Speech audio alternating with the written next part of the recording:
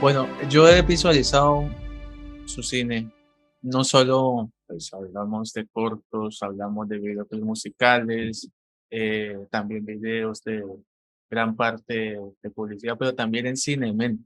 Es que es increíble todo el recorrido que has evolucionado en el cine y yo quiero empezar por 2 series de televisión. Quizás de esas series, lo ven desde un concepto no tan bueno, pero yo lo veo desde un concepto de fotografía como algo interesante de ver, como de pronto visualiza la tensión, visualiza un poco el énfasis de la trama.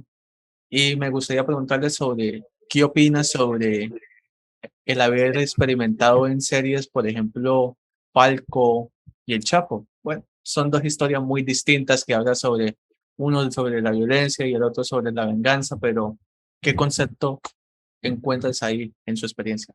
Sí, estas 2 series, la primera, la del Chapo, serie, producida por Netflix, para la plataforma, y la otra para Amazon Prime, la de Falco. Evidentemente, una habla de la violencia, del narcotráfico, es una bioepic pues, de este personaje muy famoso, pero pues muy controversial acá en México y todo Latinoamérica. Y digamos que hay en esa serie en particular el gran peligro que hay de, de hacer una serie, como hay muchas que se hacen, es un tema muy recurrente, la violencia, el narco, es un retrato tristemente de nuestra realidad latinoamericana. Ahí el gran problema de diseñar y filmar una serie como esa es no caer en la apología a la violencia y no hacer un retrato de un personaje infame y transformarlo como un héroe. Ese es el gran problema, digamos, de enfrentarse a un contenido así. En el caso del Chapo se buscaba que no fuera solamente eso, que no fuera el retrato de una persona al margen de la ley y que nosotros lo ensalzáramos y que al final lo convirtiéramos en un héroe. El Chapo está basada en investigaciones periodísticas, se pretendía hacer una crítica al gobierno mexicano, que digamos la serie apunta que siempre al final este tipo de personajes que llegan a niveles tan grandes de violencia, de poder, tiene al fin y al cabo una relación con el gobierno, en este caso el mexicano. Entonces, esperamos no haber caído en el mismo asunto que otros productos, porque inicialmente se planteaba ser un producto un poco más crítico. Pero es complicado porque al final, pues las plataformas, es un producto comercial, es un producto de entretenimiento y es difícil no presentar a este personaje como un héroe, ¿no? Entonces, esa es la dificultad de hacer un proyecto de esta envergadura, porque pues al final está diseñado como para que tú vayas siguiendo las peripecias y problemas que se está enfrentando este personaje y pues quieras o no, de alguna forma lo presentas como un personaje que tienes que empatizar para que la gente vaya siguiendo su trama.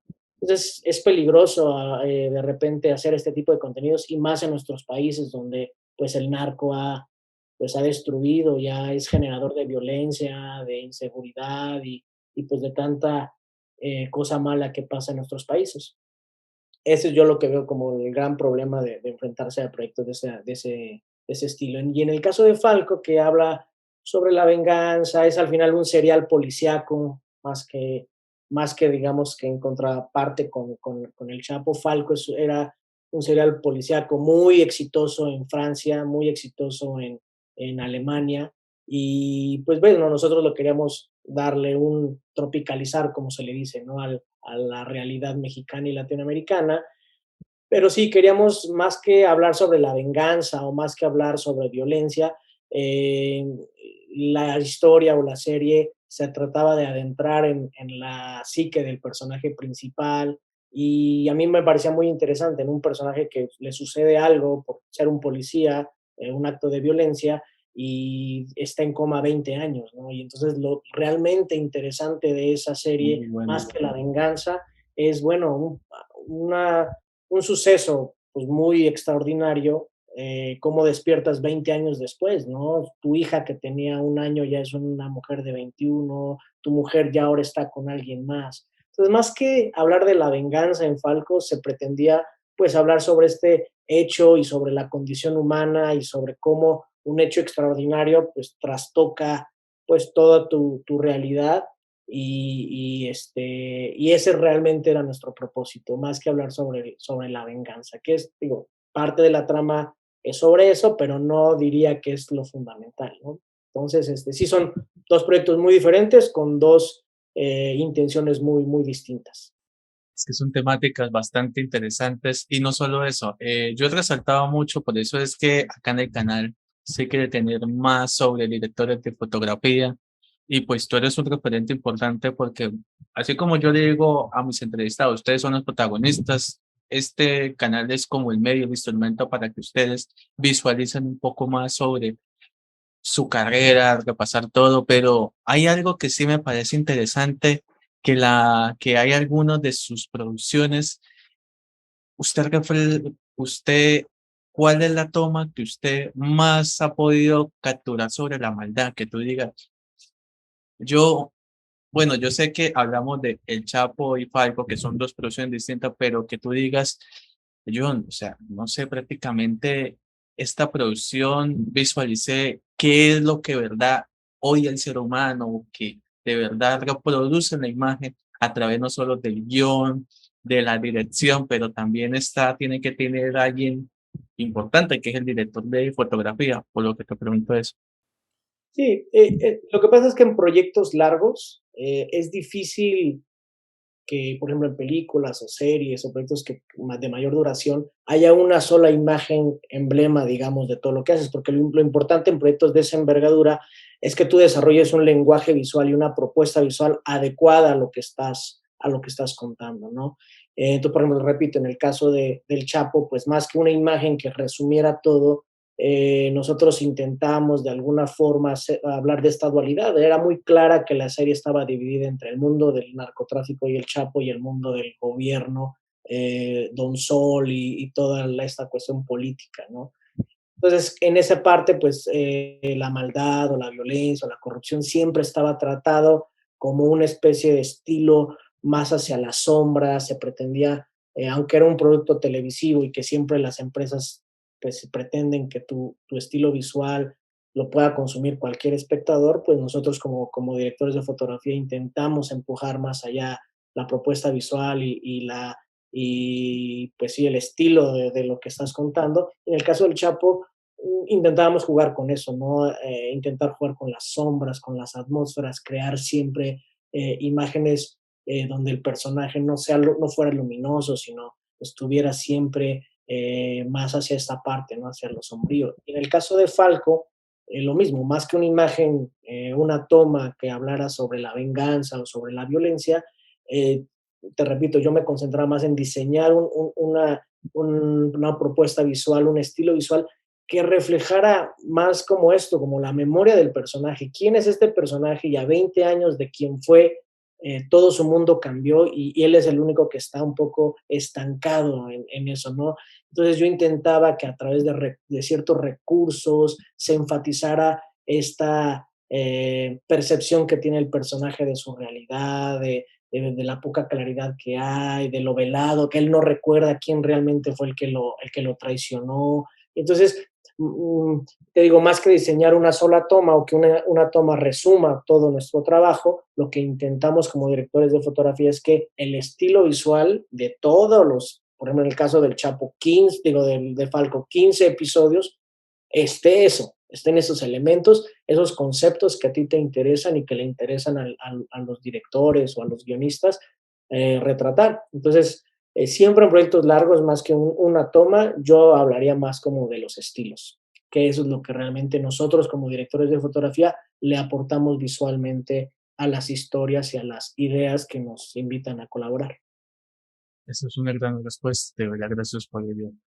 También hay dos producciones que son bastante, eso me pareció como que bastante como curioso de yo, bueno, sumergirme en la trama no solo visualizar la estética, sino también en cómo está bien editada en la narrativa de la historia. Hablo de Before It Forget, que es sobre el tema de la memoria de a corto plazo e historia de un crimen criminal. Sabemos de que acá en el país, en Bogotá, el 31 de octubre, pues un 31 de octubre, es un estudiante que es Luis Colmenares, pues falleció por a causa de una fiesta de disfraces y todo, pero para no ahondar ese tema más bien en la producción, es que yo quiero preguntarle porque me parece interesante como que siempre retratan que la imagen, que siempre hay que visualizar cuáles son las pistas que encontrar, y eso es algo detectivesco increíble, no solo por la dirección de fotografía, la dirección, el elenco, brutal, pero yo te pregunto, ¿cuál de estas dos historias que tú dijeras esta imagen vale más que mi palabra? Creo que me resuelve a mí la duda o que diga, bueno, yo no soy juez o alguien para juzgar, pero sí sé de que esto fue mal, o sea, esto tuvieron que ser de otro concepto, esta historia mejoró a través de esta producción, como entender un poco el panorama. Sí, en este caso estas dos series igual, me parece que son series muy interesantes, la de Before I Forget, que en español es Asesino del Olvido, habla de eso, ¿no? De un tipo que le acaban de detectar Alzheimer, a un anciano, pero él sabe que él es el único que conoce un crimen que se cometió hace muchos años y él decide tomar por su mano la venganza y decide ser más bien cobrar justicia, más que venganza, cobrar justicia de un crimen que él es el único que sabe y él decide que antes de que se le olvide las cosas, va a tomar justicia. En este caso, te digo, otra vez, yo creo que la propuesta visual iba enfocada a la pérdida de la memoria, a la pérdida de la identidad, a los recuerdos. Y entonces yo intenté explorar y llevar con elementos cinematográficos, con cierto tipo de uso de lentes, poca profundidad de campo, eh, eh, reflejos. Siempre lo que yo quería es que hubiera una especie de obstrucción a la mirada, que el personaje, que el estilo visual reflejara lo que está padeciendo el personaje, que es, pues básicamente está olvidando quién es, y con este hándicap médico de esta condición médica que tiene, antes de que olvide, él trata de hacer justicia y poco a poco ir eliminando a los responsables de este crimen. Entonces yo visualmente, pues lo que intentaba era eso, con ciertos elementos, tratar de meternos más en la cabeza del personaje y lo que pudiera estar sintiendo y lo poco claro pues, digo, a través de su poca memoria nos iba contando en la historia. En el otro caso de Colmenares, me parece es una historia muy complicada porque al fin y al cabo no hay una resolución, o sea, todavía, digamos, en Colombia, cuando la fuimos a filmar, eh, el caso seguía abierto y entonces no hay una clara, no hay nada claro de qué es realmente lo que pasó. A la gente le sigue pareciendo que sigue siendo un misterio, que sigue siendo una cosa muy extraña en lo que realmente pasó. Y la serie, me acuerdo mucho de cuando el showrunner nos contó y me invitó a mí a participar en el proyecto, Oh, la génesis de qué es lo que quería, la metáfora visual que además yo adopté ahí para el proyecto. Y entonces él hablaba de una fábula de los 7 sabios ciegos y un elefante que llegaba a su ciudad, ¿no? Entonces, este animal extraño llegaba a la ciudad y todo el lugar era habitado por ciegos y 7 sabios ciegos llegaban a tratar de descifrar qué es lo que había llegado a su pueblo. Y cada uno agarraba una parte del animal.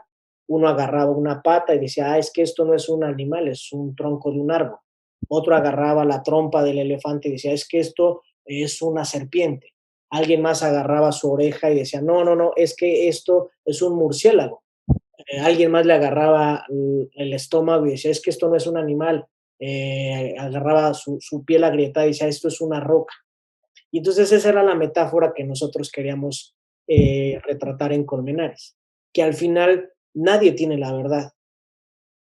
Todos, dependiendo de lo poquito o mucho que conozcan o de la perspectiva que están investigando el caso o de quien están hablando, creen saber algo y creen estar descubriendo una cosa, ¿no? Y entonces la serie, digamos, metafóricamente y visualmente adoptamos esta fábula y nosotros hablamos de eso, ¿no? Entonces queríamos hablar desde la perspectiva de la familia, de repente, qué es el dolor de esta familia, los amigos, que lo ven desde otro punto de vista, los posibles culpables, la prensa, el periodista este que está investigando, cuál es su motivación, por qué quiere hablar de este tema, digamos, el ámbito judicial en Colombia, toda la burocracia que hay, los intereses al interior, políticos y demás. Entonces, creo que lo interesante de esa serie era eso, que nosotros al final, a partir de esta fábula que nos contaba el showrunner, nosotros diseñamos también visualmente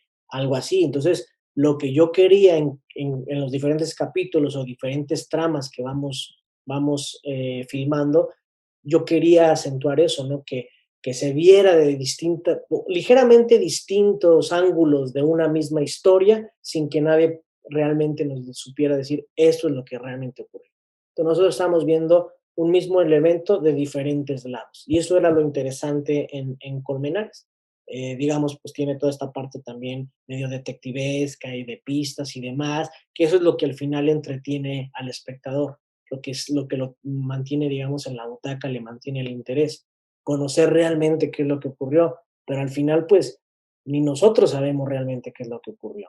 Y nosotros como propuesta audiovisual, cinematográfica, queríamos más bien esto, queríamos presentar este caso y mira, velo desde este punto de vista, velo desde acá, velo desde otro punto de vista y más bien pues tú formúlate tus conclusiones porque nosotros estamos igual de ciegos que estos 7 Mm, sabios ciegos de sí. la metáfora, no sabemos. O sea, tenemos esto que se investigó, que nos están contando, que se escribió, que se hizo tal, pero realmente lo que hay es esto, ¿no? Muchísima duda de lo que pudo haber ocurrido y eso es lo que queríamos retratar y visualmente compartir en el proyecto. Eso ha sido un trabajo impecable, durísimo, pero bastante que saque uno de nuestras propias conclusiones, que eso es lo importante. Y no solo estas historias que hemos hablado, yo quiero resaltar tus documentales. Hay uno que lo vi en sitios amigos, no puedo decir las páginas, pero hombre, los milagros del Papa, yo cuando vi esa historia, es imposible no llorar. La historia de Don Vadillo, eso fue en Zacatecas, yo no sabía que eso sucedió en Zacatecas cuando el Papa visitó allá en los 90, Juan Pablo II, yo digo, wow, o sea, la temática en cómo se maneja, no solo el contar, no solo los testimonios, la imagen que se visualiza y, hombre, lo que está bien dirigido. Yo te pregunto a ti, ¿qué significa para ti los milagros en el cine, más en un documental? Todo el staff, todo el equipo de la dirección de fotografía, quienes te respaldaban, quienes estaban ahí. eh, ¿Cuál fue la experiencia que ustedes tuvieron ante este tema? Que muchos, pues obviamente no hay personas que supuestamente siempre hay ese término, no creen, pero lo importante es visualizar este milagro de fe. Sí, fíjate que ese proyecto es muy curioso porque, bueno, tiene ese título, El milagro del Papa, pero realmente el director que es amigo mío, que se llama Pepe Valle, con quien he hecho ya varios largometrajes, pues su intención no era ni sacar conclusiones, ni defender, ni rebatir si sucedió un milagro o no. Nuestra intención no era esa. La intención de él cuando hizo ese documental, él se topó con una nota de eso, de un supuesto milagro que Juan Pablo II en el año 90 le hace a un niño en Zacatecas. Entonces nosotros estábamos en el 2008, me parece, 2009, y entonces dice, bueno, pero a ver, a casi 20 años de eso, ¿y este niño de qué habrá sido? O sea, la curiosidad fue lo que motivó a Pepe, ¿no? De Ah, alguien que le sucede algo al parecer extraordinario en la vida, que es 20 años de ese suceso. Y esa es la génesis del proyecto, eso es lo que motiva a Pepe a decir, bueno, investiguemos, vayamos a ver, busquemos quién es este tipo, ¿no? Y pues lo interesante del proyecto es eso, es que vamos a investigar, a buscar a este hombre, ahora ya un hombre de 27, 28 años, y es un tipo común y corriente, es un tipo que se tuvo que ir de bracero a Estados Unidos, o sea, de ilegal a trabajar a Estados Unidos, ahora vive en su pueblo, en Río Grande, Zacatecas, vende chorizo, se acababa de casar, le gusta el trago como cualquier tipo de esa edad en ese tipo de pueblos, y es más bien un tipo común y corriente, ¿no? Lo interesante es más bien que alrededor de él se surgieron un montonal de personas, mucha gente que se hizo grandes expectativas de la vida de este chico, ¿no? A él le decían el niño milagro, tal cual. Entonces imagínate vivir toda tu vida diciendo que tú eres el milagro de Juan Pablo II, que tú eres el niño milagro, la gente se hace unas expectativas grandes sobre tu vida, piensa que van a hacer cosas extraordinarias y ha de ser muy duro para este chico, o fue muy duro para este chico, pues cumplir con todas esas expectativas de su familia, de sus conocidos, del pueblo mismo, ¿no? Su familia lo intentó meter al seminario, porque pues evidentemente si a ti te hizo un milagro Juan Pablo II, pues es que tú tienes que ser un hombre de fe y tienes que seguramente seguir la religión y la fe católica. Y entonces lo curioso también es que mucha gente alrededor de él se benefició de eso. Su papá y su familia, su papá persiguió una carrera política a raíz de eso, llegó a ser el alcalde de su pueblo, el obispo que llevó el caso a la curia vaticana, pues de inicio se lo llevaron de Zacatecas y tenía un cargo importante en la curia vaticana. Entonces, más allá de hablar sobre la fe o de milagros, que no era nuestra intención en el documental, era hablar sobre una persona y lo difícil que es cumplir las expectativas que los demás tienen de ti y lo difícil que esa carga puede ser para cualquier persona. En este caso, pues era una carga muy grande porque la gente, te repito, se imaginaba que este chico iba a hacer cosas extraordinarias en la vida. Y lo más duro y a la vez un poco hasta gracioso era que, pues, no, o sea, es un tipo común y corriente. A mí igual, si me hubieran hecho un milagro, pues a lo mejor yo seguiría siendo el mismo tipo que soy ahora, pero debe haber sido difícil para él cumplir las expectativas de su familia y de todo su entorno social, ¿no? Entonces, de eso iba el documental, más que sobre hablar de milagros o de cosas de fe, que no nos en ningún momento pretendíamos ni convencer ni desacreditar el hecho, queríamos hablar más bien sobre la persona, sobre el lado humano de este chico.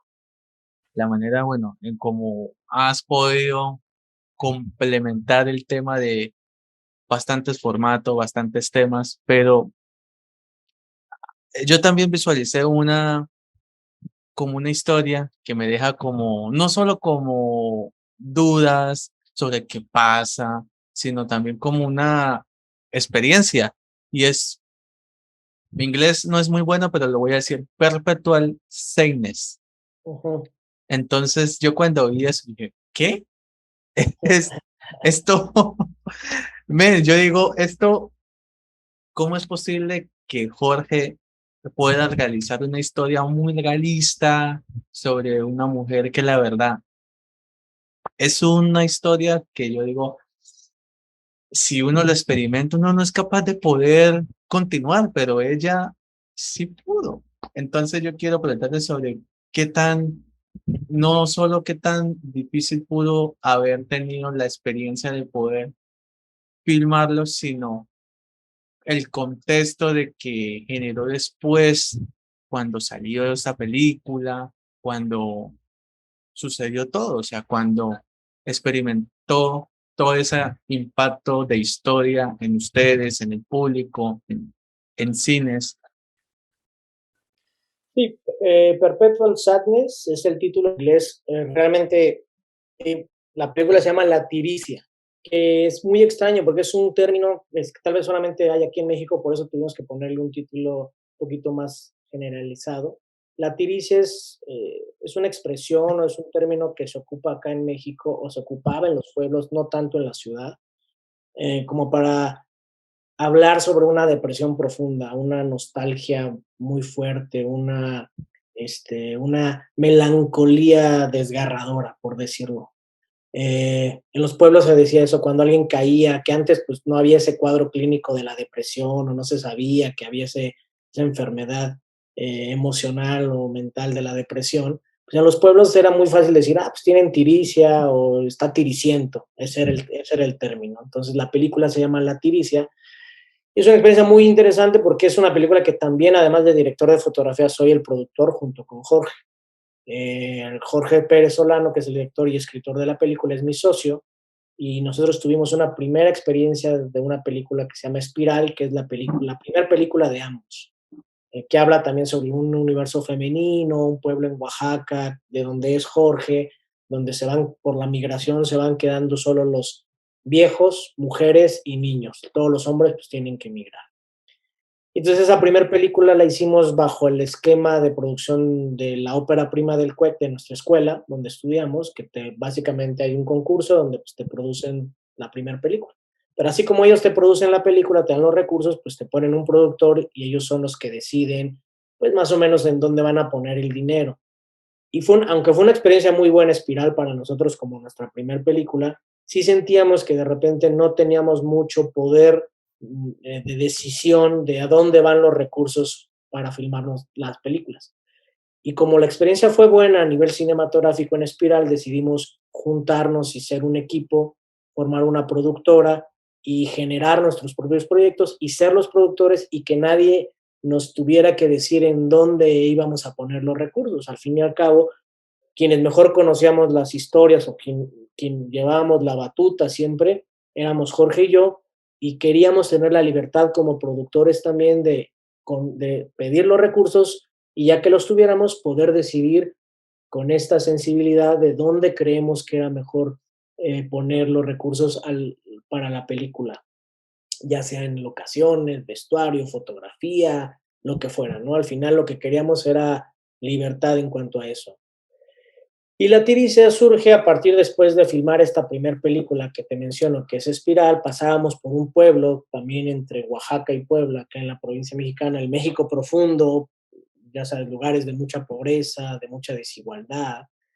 Y este lugar tenía, en su paisaje era muy peculiar, tenía unos órganos, unos cactus muy grandes, acá se le llaman órganos, ¿no? Unos cactus muy grandes que estaban en todo el paisaje. Y entonces tú veías las casas y veías a la gente como atrapada entre estos órganos, ¿no? Y entonces yo me acuerdo de haberle dicho a Jorge, oye, Jorge, estábamos haciendo apenas la primera película. Este lugar me parece increíble, me parece espectacular. O sea, ya solito acá, casi que lo que se pueda contar va a ser increíblemente dramático. Porque me parecía que eran como falos, como órganos masculinos que atrapaban el espacio, ¿no? Y entonces de eso va la película, de cómo las mujeres al final, estén o no estén los hombres, siguen soportando machismo, siguen siendo aprisionadas por esta presencia masculina, y me parecía que el paisaje nos hablaba muy bien de esto, era un reflejo claro de lo que están ocurriendo a las mujeres, que al fin y al cabo tienen todavía que seguir dependiendo de las decisiones de los hombres y su vida giraba en torno a eso, ¿no? Es una película, me parece, yo estoy muy orgulloso con el resultado, Jorge también. Acá en México le fue, digamos, al final es una película autoral más de festivales, por así decirlo, le fue muy bien. En el extranjero también, ganó varios premios, varios reconocimientos, actores, a la película como tal, la dirección, a mí como fotografía. Entonces, para nosotros fue una experiencia tanto como productores, porque era la primera película que producíamos, o sea, de pedir recursos y nosotros encargarnos de la producción, como ya realizadores, como él como director, yo como fotógrafo, pues muy satisfechos del resultado. Es un tema muy dramático, es un tema eh, muy fuerte y que a nivel cinematográfico creo que pudimos también resolverlo de una forma muy interesante. Yo sigo viendo la película la filmamos hace ya 8 años, desde el 2014. Y yo aún a 8 años de distancia, evidentemente yo ya he filmado muchos otros proyectos más, pero me parece que sigue siendo una película con un estilo cinematográfico muy interesante, muy austero, eh, muy árido en su imagen, en su propuesta visual, que es el reflejo de lo que les sucede a este tipo de comunidades. una luz muy fuerte, muy invasiva, muy dramática. Y la verdad es que me parece que seguimos estando muy orgullosos de esa película. Y todos, muchos de los actores que participaron ahí, esa película les ayudó a dar un salto en sus diferentes carreras. Hay gente que actuó ahí, que no era tan conocida y que a partir de la película, la verdad es que le fue increíble, porque creo que todos hicieron un excelente trabajo. Estamos muy contentos con esa película. Y sí que lo hicieron porque gracias por decirme sobre el concepto que tiene, el vocablo que tiene la película La Tiricia, porque yo la conocí es por Perfecto Está, entonces ya cuando visualizo La Tiricia ya es mucho más fácil de ubicarme, Sí, pero Dios a decir, sí, y además es un concepto, te digo, más como de provincia, o sea, y así como provincia y de hace unos años ya no es tan contemporáneo el concepto, también supuestamente esta enfermedad del alma que se le llama, sus remedios pues no son remedios médicos, digamos, de ciencia, sino que al ser una enfermedad del alma la gente piensa que se cura con cierto tipo de rituales o cosas mágicas, muy interesante, muy padre, por ejemplo. Jorge había investigado. Jorge es de la región, Jorge es de Oaxaca, de la zona de la Mixteca, y digamos que su universo de las cosas que quiere contar y de las películas que hemos filmado, pues gira en torno en eso. Yo soy de la Ciudad de México y a mí me siento súper agradecido de repente de que me lleven a filmar a estos otros lugares, a otras realidades. Y cuando Jorge investiga sobre esta parte de la tiricia, de los posibles remedios que hay, pues entre esos de los que está, en lo que está filmado en la película, ¿no? De que tienes que ir a un río o a un lugar donde hay agua corriente para que tú puedas soltar tus lágrimas y que el río se lleve tu tristeza mientras vas deshojando pétalos de flores, porque es la única manera que el río se va a llevar tu tristeza y vas a poderte curar. O sea, ¿me entiendes? No es como tómate tal medicina, sino haz este ritual, que eso es lo que al final vas a sanar. Entonces me parecía que era algo muy bello, muy ajeno a nuestro mundo moderno, ese tipo de aproximación a este tipo de males del alma, por así decirlo. no solo conocer un poco del concepto, la historia, un poco sobre sus tradiciones, rituales. Algo que me parece interesante de su respuesta es sobre la mujer, sobre los personajes femeninos. Yo sé que acá, bueno, allá en México hay directoras, bueno, que yo he tenido en el canal, por ejemplo, Lucía Carreras, está también una actriz que la verdad me parece increíble, Mónica del Carmen, que la tuve acá en el canal. Pero yo digo una cosa, algo que me parece interesante no solo de su dirección de fotografía, algo de, no solo aparte de Jorge, sino también de la historia de Yo Necesito Amor, que es la historia de Arcelia. Sabemos de que obviamente fue dirigida, fue también en el tema estético por ustedes. Entonces, el poder representar a la mujer femenina, yo digo, eso es increíble, porque obviamente, no sé si ya es concepto de bueno, no hablo sobre el tema personal, pero ya es sobre el tema de crianza, a veces de cómo visualiza, cómo consume de pronto la historia, que cómo se visualiza la mujer, me parece muy bien. Y además que retratan la soledad. Yo digo, la soledad es un espacio totalmente muy duro, muy difícil de afrontar, pero yo quiero preguntarte sobre cómo fue no solo dominar, sino más bien busco la palabra correcta que es cómo es retratar a través de su concepto la imagen femenina en Yo Necesito Amor, lo que aprendió en el tema de Perfect Designer, bueno, sabemos el vocablo, entonces, cuéntame. Sí, Yo Necesito Amor es una película que hicimos en el 19. 2018. El director ahora es Pepe Valle, un compañero mío de la escuela, de mi generación, con que El Milagro del Papa, hice ¿Mm? otras películas que se llama Workers, he hecho ya 5 películas con él. Yo Necesito Amor es una película muy interesante, de inicio desde el formato de producción. Una película que hicimos de forma totalmente independiente, ¿no? Pepe consiguió una coproducción de alguien que nos prestara una cámara, unos lentes, gente que nos apoyó con el sonido. Éramos un crew de 10 personas y ya habíamos hecho un ejercicio anterior parecido, que eran las búsquedas, todavía mucho más pequeñito. Acá era un poquito más en forma la producción, pero seguía siendo una película súper chiquita, ¿no? Una película apoyada por amigos y el tema que le interesaba a Pepe de Yo Necesito Amor era desmitificar la figura más que de la mujer, de la maternidad. Ya sabes, en nuestros países, por lo menos mucho en México, la imagen de la madre es sagrada, ¿no? Y la maternidad casi es la culminación y la realización de la mujer, y la madre sagrada y toda esta idea, ¿no? La Virgencita de Guadalupe, todo esto, ¿no? Entonces Pepe planteaba un escenario distinto, una crítica muy interesante sobre esta postura.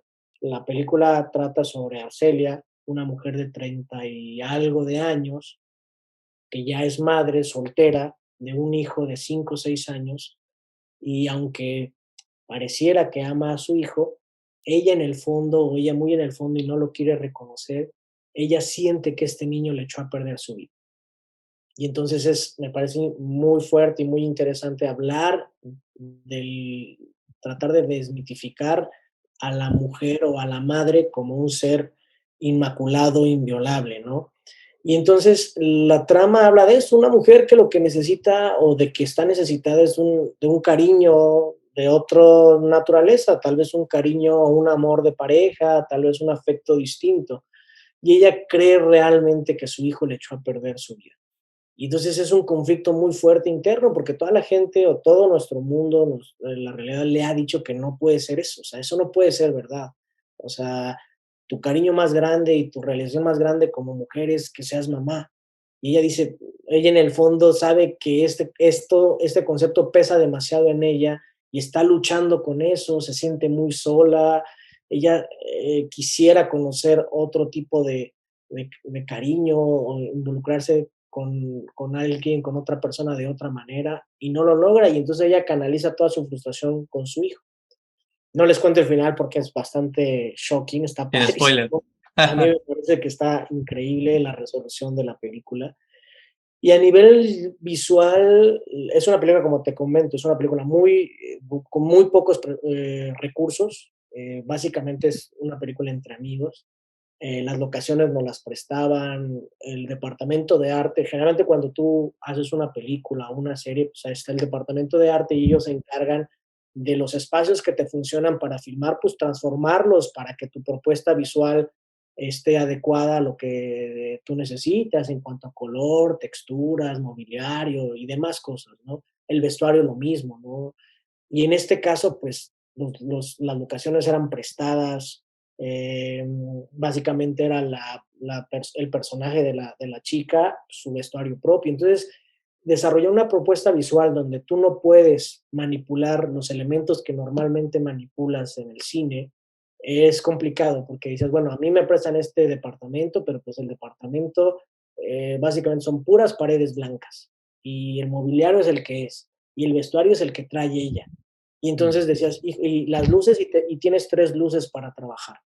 Entonces, desarrollar a partir de la austeridad un concepto visual era un reto muy interesante, muy importante. Digo, ya lo había hecho en un par de películas anteriores, pero me sigue pareciendo algo muy interesante.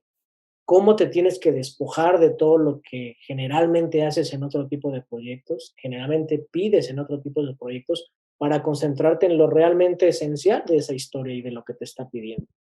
¿Cómo dices, bueno, esto es lo que tengo este lugar, estas paredes blancas, esta mujer en esta situación? ¿Yo cómo lo hago para que no solamente sea interesante visualmente, sea propositivo, sino sea adecuado a lo que se necesita para la película? Y mucho de lo que yo me baseo, yo no sé, me centré en mi decisión visual para hacer la película, era el rostro de ella. O sea, si alguien me va a retratar todo lo que está pasando en la cabeza de esta mujer y en la historia que queremos contar, es la expresión de ella, su cara, su cara. Entonces, la película, casi el 99% de la película es el rostro de ella, o bueno, planos de ella, básicamente. Hay un par de planos que no que no es ella, los planos de Marte, sus puntos de vista de repente, pero básicamente es ella. Y entonces la apuesta fue por hacer un estudio sobre su rostro y sobre cómo a través de su rostro podemos expresar y contar esta historia. Y otra cosa importantísimo, que esa fue desde el inicio de decisión de Pepe, es que este hijo, que es el motivo por el que ella se siente miserable, se siente que no se está realizando, nunca lo vamos a ver. El hijo es un ente que ella lo nombra, que interactúa, que está, pero realmente nunca lo vemos en toda la película.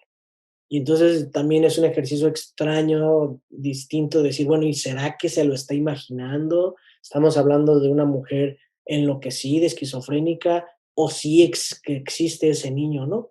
Digo, al final hay muchas claves donde te hace decir, sí, sí existe este niño, pero era una decisión muy interesante donde, digamos que, por así decirlo, motivación de la chica, esto que ella ve reflejada toda su frustración, nunca lo vemos. Entonces es parte de la imaginación del espectador. Entonces son decisiones creativas muy interesantes que creo yo enriquecen la propuesta cinematográfica. ¿No? Y además es bastante innovador ese tema de planteamiento sobre la expresión de la persona, que obviamente si visualiza un rostro, imagina de pronto cómo será la historia, cómo será esta dinámica, me parece muy buenísimo. Y hay también dos historias que cada día como que se supera más, como que cada producto es como un reto, no solo para usted, sino también para otro producción. Hay dos temas que me parecieron importantes, que es un término, lo imposible. Obviamente sabemos de cosas imposibles, pero es la amistad de edades, que Ujú. obviamente cuando vemos alguien que tiene una amistad muy buena y eso, tendemos a romantizar o debemos de pronto sexualizar eso. No, o sea, la amistad es abierta, pero también está un tema difícil de afrontar, que es el tema de las mexicanas. La Méxica es más conocido como, bueno, la negrada, pero es sobre la comunidad afroamericana que está en Oaxaca. O sea, yo digo, o sea, retratar un tema muy difícil, no digo polémico, porque polémico es algo que a veces carece de un poco como de incoherencia en ciertos aspectos, pero esto de la comunidad afroamericana en Osaka, en otra cultura como la mía, es muy distinta a cómo se visualizan los afrocolombianos, pero más los afromexicanos, como también ella. Yo digo que es interesante qué es lo, qué es lo que dice imposible de pronto algunas personas de retratar estas dos historias, por qué ese impedimento de la amistad con el tema de la comunidad, la aceptación. ¿Qué te parece? Sí, pues un poco como planteas en tu pregunta de lo imposible en el audiovisual, pues ahí creo que son dos ejemplos de cosas que en el audiovisual no nos tenemos que plantear ese tipo Ujú, de, de, este, de conceptos, o sea, todo es posible, ¿no? Y en el caso de Cosas Imposibles, es una película del director es Ernesto Contreras, película del 2021 que habla, como bien dices, parece de una amistad imposible entre una mujer mayor con una crisis casi esquizofrénica, por así decirlo, donde su ujú. marido, que siempre fue maltratada durante toda su vida, después de su muerte se le sigue apareciendo para seguirla atormentando. Y es la amistad de esta mujer con un chico de 18, 19 años, un narcomenudista por ahí, que ven entre los dos estas soledades que están ocurriendo porque ambos están solos y surge una amistad entrañable entre estas dos personas que parecería imposible en la realidad. Es una película muy, muy padre, con un mensaje muy, muy bello. Y pues bueno, con Ernesto Contreras es un director que ya tengo igual muchos proyectos realizados. Él es el director de El Chapo, de Falco, es el director de una nueva serie que es lo último que estaba haciendo. Entonces, trabajar con él es súper, súper gozoso, un director con mucho talento, mucho oficio, y siempre trabajar con él es trabajar en proyectos interesantes, muy propositivos. Y digamos, a nivel visual, Cosas Imposibles nos presentó también unos retos muy interesantes. Generalmente cuando como director de fotografía te plantean un proyecto, la tendencia general, quiero pensar, o por lo menos mía, es ir hacia los colores más apagados. Si estamos hablando de la soledad, pues una propuesta visual mucho más contenida, mucho más grisácea, elegante, por así decirlo. Y cuando estuvimos buscando las locaciones para esta historia, nos topamos con esta unidad habitacional morada impresionante, con un color así súper exacerbado, y la decisión, al contrario, de decir: "No, esto no nos funciona y vámonos a lo que generalmente haríamos, que es filmar en una locación de colores más matizados", decidimos apostar por esto, por abrazar más bien el color, y nuestra paleta de color y propuesta visual de los escenarios, vestuarios, la luz y demás, iba más en a tono a eso. Y creo que eso hizo que también la película adquiriera otros niveles mucho más interesantes visualmente. Es una película más luminosa de lo que inicialmente teníamos pensado, a partir de esto, de encontrarnos, de este tipo de accidentes que ocurren cuando estás preparando los proyectos, que no podíamos no abrazar, digamos, esta idea de utilizar esta eh, unidad habitacional y el color tan fuerte, y decidimos más bien incorporar todo esto que encontramos a una paleta de color, lo que hizo que la película creciera a nivel visual de una manera muy interesante. Y bueno, la película se estrenó apenas el año pasado, digo, se estrenó en pandemia, entonces todos sabemos que pues estaba muy complicada, pero ahorita la película está en Amazon Prime, la pueden ver, y creo que la verdad que también estamos muy orgullosos de la película, muy interesante, muy padre. Y en el caso de La Negrada, que es la otra película que me mencionas, es la tercer película que hago con Jorge Pérez Solano, mi socio, con el que hice Espiral y La Tiricia después, que ya platicamos. Y lo mismo, hablando de lo imposible, pues La Negrada es la primer película de ficción en México que habla sobre los afromexicanos. O sea, a diferencia, como tú bien lo dices, en tu país, en Colombia, pues hablar de la raíz africana es algo muy normal. Hay muchas historias, la población afrodescendiente en Colombia es mucho más numerosa.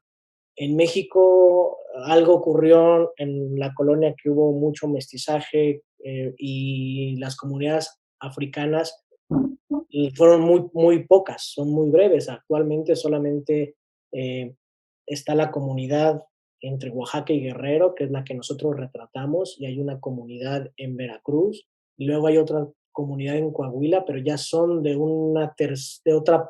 otra historia. Es gente que huyó de Estados Unidos y que durante la esclavitud en Estados Unidos y bajó al territorio mexicano. Pero digamos que las otras dos vienen desde la colonia, desde la conquista. Y lo extraño, o sea, bueno, más bien lo curioso del caso es que, digo, son comunidades pequeñas en relación al nivel poblacional que tenemos en México. Ya no me acuerdo, ahí en la película viene el número exacto, pero pues representan el 1% de la población nacional. Entonces es muy poquita, la presencia afromexicana es muy poquita, ¿no? Pero aún siendo tan poquitos, pues es importante esta tercera raíz en nuestra cultura. Y extrañamente no había tenido hasta el momento la presencia en el cine, no habían sido retratados, no, por lo menos en ficción. De repente había habido algunos personajes, ya sabes, el cliché del personaje de ahí, en alguna película por ahí, Preferencias. algún documental por ahí mencionaban ahí a los afromexicanos, pero nunca se había hecho una película de ficción, y menos actuada por ellos, por gente de la comunidad. Entonces a mí Wow. se me hace un proyecto bellísimo, padrísimo, porque un poco lo mismo que te decía, o sea, el tener la oportunidad a través del cine de conocer a esta gente, de ir a ver, de ir a sus comunidades, de ir a hacer un proyecto con ellos, tal vez si no fuera por el cine, yo no hubiera tenido la posibilidad de, tal vez ni el interés de ir a conocerlos, a conocer sus lugares, a conocerlos a ellos. Y entonces la película de inicio por eso se me hace excepcional. Eh, Se me hace un proyecto súper valioso de cómo nosotros vamos a filmar una historia de ficción totalmente, no es un documental, es una historia de ficción, pero actuada por ellas, y lo valioso que es que ellos se vean en una pantalla, que ellos vean su representación sobre ellos mismos, que se vean, que se reconozcan en las pantallas de cine y en este tipo de historias. La película fue filmada en un pueblo que se llama Corralero, que está, pues, digamos, no sé, para ubicarlos más o menos, está México, digamos que una de las playas cercanas es Acapulco, que está en el estado de Guerrero, que es de las playas famosas.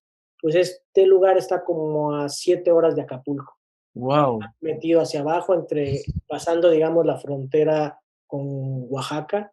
Ahí está toda esa comunidad y ocupamos gente, invitamos a participar gente de no solamente de ese pueblo, que era donde sucedía la historia, sino en los pueblos cercanos de la región. Jorge hizo un trabajo súper extenso de preparación, talleres de actuación, de concientización de la cámara, del drama, de lo que es una ficción. Y entonces, meses antes de empezar rodaje, Jorge se fue a preparar, a hacer casting, a ver quiénes estaban interesados en participar en la película. Y luego los que ya estaban interesados en participar, pues se les dio talleres de actuación, de eso, de concientización de lo, no realmente de enseñarlos a ser actores, porque pues en tan poco tiempo es muy complicado, pero una especie de concientización de lo que es ser, de participar en una ficción, ¿no? Para que cuando estuvieran al frente de la cámara, pues tuvieran ciertas herramientas para poder desempeñar el papel que le estábamos diciendo, que básicamente ellos interpretaban a ellos mismos, pero bajo una línea de ficción, bajo una historia inventada, ¿no?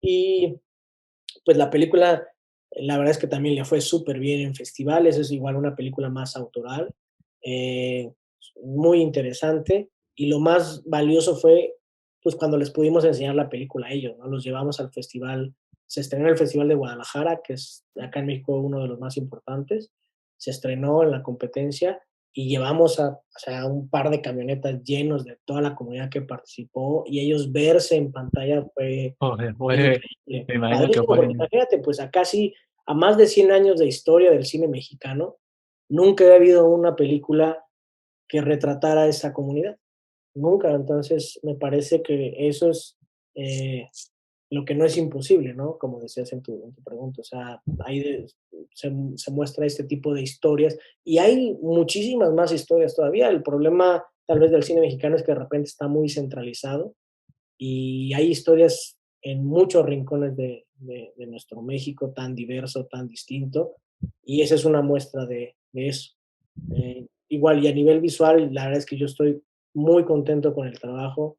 Me parece una película de las que yo he filmado y fotografiado, de las que más me gustan. El concepto visual, la idea visual, una especie de naturalismo estilizado es lo que yo planteaba en esa película. Eh, y me encantó la posibilidad de poderlo retratar, de retratar esos lugares, y el resultado es muy satisfecho. Oh, man. Eso es una experiencia totalmente muy buena. Y no solo hablar de estas dos producciones, Cosas Imposibles y Black Mexican, también quiero pues preguntarte sobre tus futuros proyectos. Bueno, en esos 8 minutos que quedan, si hay que conectarnos para despedirnos, lo hacemos. Sí, Pero, hombre, hay tres producciones que sí me dejan pensando, ¿no? Porque hubo una que me confundió porque yo pensé, yo dije, será la continuación, pero no es la continuación. Solo que el título es un poco similar porque es una producción colombiana, si no estoy mal. Me refiero al regreso al mar de mis muertos, porque obviamente acá en Colombia hay una película de Carlos Moreno que se llama Todos tus muertos. Entonces yo dije, no, no, no, no, espere, déjeme mirar muy bien y es muy distinta, sí. Es una, es una gran historia como se retrata en el NDB, pero también hay una serie de televisión que es Tengo que morir todas las noches. La verdad no sé cómo abarcará el tema porque hay una buena producción, hay un buen staff, también está El grosor del polvo, que yo digo que es una historia que la verdad no carcome un poco, sino más bien deja como que ese buen sabor de boca en querer saber la historia de Alma. Entonces yo quisiera saber qué nos espera de estas tres producciones. Sí, sí, afortunadamente el panorama audiovisual y cinematográfico en México ahora pues es muy alentador, hay muchas producciones, se está filmando mucho, digamos, con la llegada de las series y estos formatos, se está filmando mucho y hay muchas propuestas. Digo, estos son proyectos que yo ya filmé, los proyectos que vienen a futuro, pues hay unos que yo estoy a punto de iniciar producción en un par de meses de otra película y otros proyectos que me están invitando, pero eso en particular ya los filmé. En el caso de Regreso al Mar de Mis Muertos, es una película de ficción que tuve la oportunidad de filmar en Colombia hace un par de años, que se está terminando, y que habla sobre la cultura guayú. Ya, Básicamente wow, es un viaje de una anciana guayú con su nieto. Se acaba de morir la mujer, ellos viven fuera de la comunidad y la anciana empieza a tener demencia y entonces ella necesita llevar los huesos de su hija. Ves que los entierran y luego los vuelven a sí, desenterrar. O sea, tiene que llevar a la comunidad para que descanse su hija y llevar a su nieto que siempre ha vivido fuera de la comunidad, llevarlo al pueblo de sus ancestros. Entonces la película es un road movie por toda la Guajira, por toda la zona Guayú, que para mí fue una experiencia increíble a nivel, lo mismo que te digo, o sea, si yo no me dedicara al cine, yo cómo hubiera conocido esto, imposible. exacto. Y gracias a que me dedico al cine, me invitaron, es una coproducción México-Colombia, entonces a mí me llevaron de México para filmar esa película. Es muy paisajista, muy preciosista, yo creo que va a estar increíble, nada más estamos esperando pues, que la terminen y que nos digan cuándo está, pero yo fue una experiencia brutal, Va a estar brutal, me cañón. pareció increíble filmar allá en la zona de La Guajira, muy difícil físicamente, o sea, ese calor, el desierto, los vientos, complicadísimo, pero yo creo que va a quedar un proyecto súper interesante. Luego, en el caso de Tengo que morir todas las noches, es una serie producida por Viacom, que es un estudio gringo para Paramount Plus, y es una serie sobre los ochentas en México, sobre Oh, un bar wow. famosísimo que se llama El 9, Hay nueve. que habla sobre la diversidad, habla sobre la comunidad LGBT, sobre la inclusión, era un lugar vanguardista, donde en esta época de represión en el México de los ochentas, sobre el SIDA, sobre la aparición del SIDA, sobre todo eso. Entonces, y es una serie que visualmente pues nos dimos vuelo, ¿no? Es colores, luces, movimiento, me parece que está padrísima. Uno de los directores es Ernesto Contreras, nuevamente, o sea, tengo la oportunidad de colaborar con él. Y lo mismo, ya está casi bueno, digo, ya la filmamos y yo entro en un par de semanas a lo que es el proceso de corrección de color para afinar ya todo el detalle visual de la serie. Son 8 episodios muy intensos, muy interesantes, y siento que no ha habido un contenido así en América Latina, o sea, tan abierto sobre la cultura bueno, sobre la comunidad LGBT, y hablamos así, y las escenas son pues, básicamente muy directas, sin censura, sin tapujos. Yo creo que va a dar mucho de qué hablar. También está muy interesante. Y la última producción que mencionas se llama El grosor del polvo, es una película que filmé el año pasado sobre el triste tema de las desapariciones acá en México y los feminicidios. Y entonces es un tema muy delicado, muy fuerte, sobre una madre a la que su hija está desaparecida desde hace un año, más o menos creo que plantea la película un año, y Más, ella sí. sigue y continúa y continúa y continúa buscándola.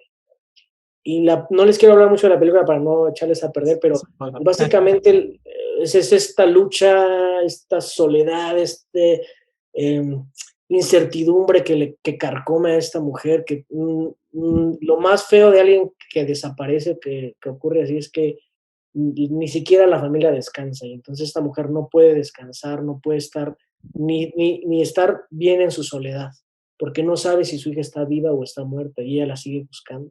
Y de repente hay hay una información, hay una pista que de repente se le aparece y ella se quiere convencer de que esa persona es el responsable de la muerte o desaparición de su hija. Y entonces es todavía atormentarse más de decir, híjole, ni siquiera sé si mi hija está o no está, pero a mí todo me indica que esa es esa persona y es el conflicto que tiene esta persona de tratar de autoengañarse o no sé, o autoconvencerse de que ese es el responsable. Una película muy interesante, filmada también de manera muy independiente, pero creo que también, yo creo que está muy interesante. Esa sí ya está terminada. Estaban terminando los deliveries, que se le llaman, o sea, el DCP y demás, y en respuesta a estrenarla en algunos festivales. Entonces, esas son las que están ahí. Tengo otras más que también ya filmé que se están terminando, y te digo, y unas que están a punto de, pero la verdad es que esas que mencionan son 3 proyectos muy diferentes, muy distintos todos, pero muy interesantes. Lo más interesante, te digo, de los proyectos, en mi caso, que he tenido la fortuna de filmar mucho, es que eso, te encuentras con proyectos muy diversos. Al final tú eres un colaborador muy importante para los directores y es un privilegio que pues esta gente te invite a sus temas, a sus preocupaciones, a sus universos. Y entonces eso lo hace mucho más rico porque así como creador, pues uno tiene sus propios temas. Yo en la escuela también dirigía, pero básicamente pues tienes una línea de las cosas que te gustan y demás. Lo que te hace como director de fotografía, lo que lo hace muy interesante es que tú te subas al barco de las ideas de alguien más y de alguna forma lo que tú haces es, bueno, a esta persona le interesa esto y es una invitación a que tú también intentes pues abrir esas preguntas en ti, porque las películas al final son eso, más las películas o los proyectos audiovisuales, más que darte respuestas, es abrirte preguntas a ti como espectador y a ti también como creador. Entonces nosotros cuando hablamos de un tema, pues más que tratar de dar las respuestas claras, es que yo creo esto, es que esto es lo que yo pienso, esto es, bueno, abrirte a las preguntas y decir, bueno, a ver, de este tema, que esto me está preguntando y a ver, intentemos pensarlo y descifrarlo y desmenuzarlo y abordarlo. Y entonces, pues imagínate poder tener la fortuna de, te digo, ir a Colombia a filmar sobre un tema que le interesa a alguien sobre la cultura wayú y los sueños, o ir al México profundo de la zona afrodescendiente en México y hablar sobre este tema, o hablar sobre la maternidad, o irte a Zacatecas a filmar un documental sobre alguien al quien se le hizo un milagro. Yo de los últimos proyectos que estaba haciendo documentales, estaba filmando en unas islas en Baja California Sur, habitantes de las islas, que se llama el proyecto, se llama Isleño. Y entonces decías, híjole, es que o sea, yo cuando, si no es que me dedico a esto, al cine, yo cuando iría a estas islas, ¿no? Donde Oh, viven 2 personas y hablar con ellas y por qué están viviendo aquí y tratar de que te compartan eso y tratar de entender su realidad, ponerte un poco en los zapatos de estas personas, me parece increíble, ¿no? Ese es, digamos, de lo más agradecido que yo estoy como director de fotografía, es eso, tener la oportunidad de conocer, explorar estas realidades, estos temas, estos conceptos. Entonces, increíble.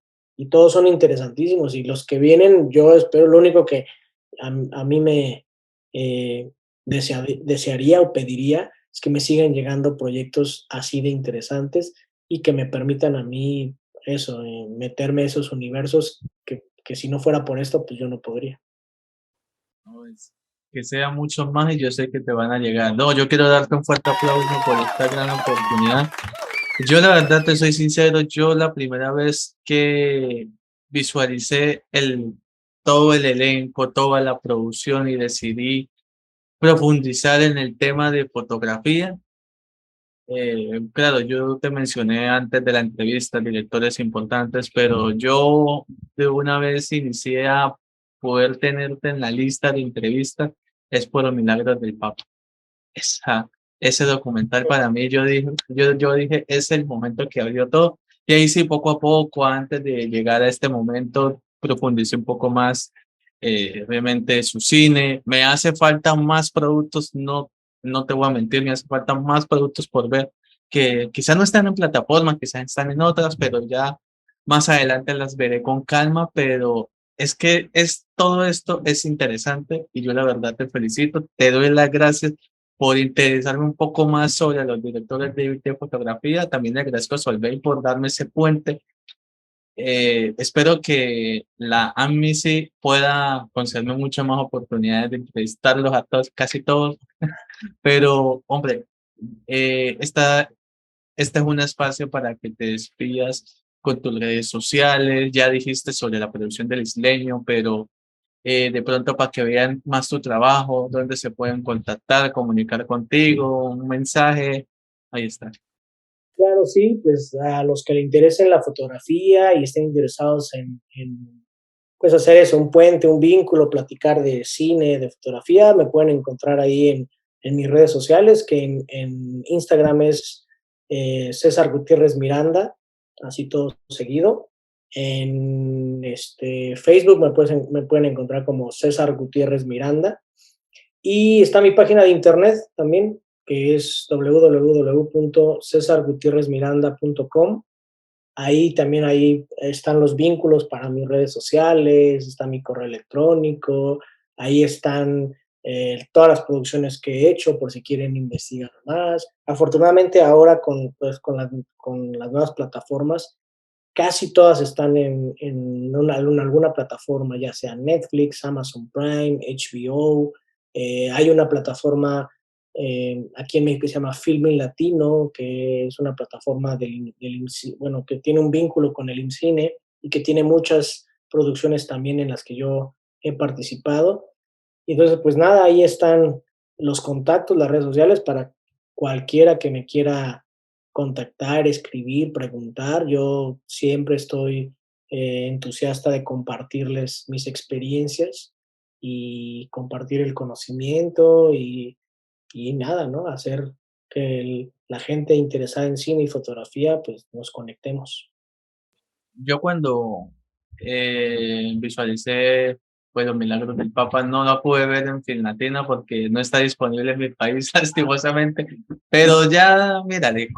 Entonces, pero yo sí te digo, yo te felicito, no solo por la producción, por las demás, por Falco, por Yo Necesito Amor, Workers, son grandes historias, grandes todo, y no, esta es tu casa y la verdad, bienvenido siempre, la verdad te agradezco, te doy las gracias y hombre, para mí es un honor que tú estés en el canal y bueno, no sé qué tienes por decirte último. No, pues nada, pues igual. Muchas gracias por la plática. Como siempre es un placer platicar con gente que le interesa el cine, que le interesa tu trabajo. Y también eso, como dices, es un momento para aprovechar para tú reflexionar de las cosas que has hecho. De repente igual uno ya hizo los proyectos y los deja ahí de lado. Y está bueno que a la distancia la gente te cuestione o te pregunte de algo que les interesó de cierto proyecto y tú vuelvas otra vez atrás la mirada y digas, ah, mira, yo hice esto, ¿por qué hice esto de esta manera? Y te ayuda a reflexionar y tener presente pues el camino que uno ha hecho. Entonces, pues no, nada, pues muchas gracias. Ojalá que la plática le interese a alguien, le sirva a alguien y eso, ¿no? Y de ahí otra vez están ahí los contactos para si alguien quiere profundizar o preguntar algo, encantado. Bienvenido también Jorge acá porque es gran parte de tu miembro de trabajo, pero no, yo solo quiero darte las gracias porque no me, de ahora en adelante voy a profundizar tu cine mucho más y cuando ya termine yo te comento, digo, sí, sí, ya por fin, todo genial. No, Buenísimo. y qué bueno, yo vivo en Cúcuta, norte de Santander, que es más alejadito de La Guajira, pero cuando estés en Cúcuta, avísame y nos Perfecto. reunimos. Yo cuando esté en México te aviso. ¿En qué parte es que estás en México? La Ciudad de México, yo vivo Ciudad en de la Ciudad México. de México, sí. Acá también en el canal está un cineasta mexicano independiente que es César Calvillo. Entonces, quizás él vive en el Distrito Federal. Entonces, cuando esté por allá o algo, te caemos. Ok, buenísimo. Gracias, César, por esta maravillosa oportunidad. Mucho éxito y vamos para adelante. Listo. Ahí me dices cuándo lo podemos ver. Claro que sí. Te hizo pronto. Hasta luego. Abrazos, Bye, bye. bye.